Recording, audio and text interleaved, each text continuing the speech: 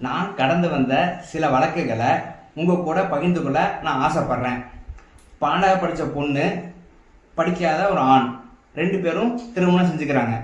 நம்ம தான் படிக்கலையே அப்படின்ட்டு அந்த ஆண் தன் உழைப்பை போட்டு அந்த பெண்ணை படிக்க வைக்கிறாங்க.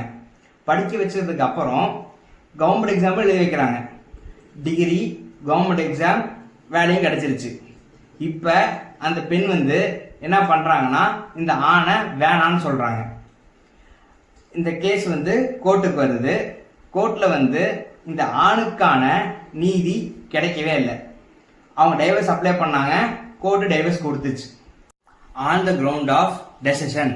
டெசிஷன்னா என்னன்னா, ஆண் ஒரு இடத்துலையும் பெண் ஒரு இடத்துலையும் குறைஞ்சது 2 வருஷம் என்ன இருக்கணும், தொடர்பு இல்லாமல் இருக்கணும். அப்பனா என்ன கொடுத்துருவாங்கன்னா டைவர்ஸ் கொடுத்துருவாங்க. பெண் வேலை சம்பந்தமா வெளியூர்ல இருந்தாங்க, ஆண் அவர் தொழில் சம்பந்தமா உள்ளூர்ல இருந்தாரு. இந்த கிரவுண்டை பேஸ் பண்ணி கோர்ட் என்ன பண்ணிருச்சு, டைவர்ஸ் கொடுத்துருச்சு. அவர் உழைப்பு முழுக்க வேஸ்ட். Fact number 2.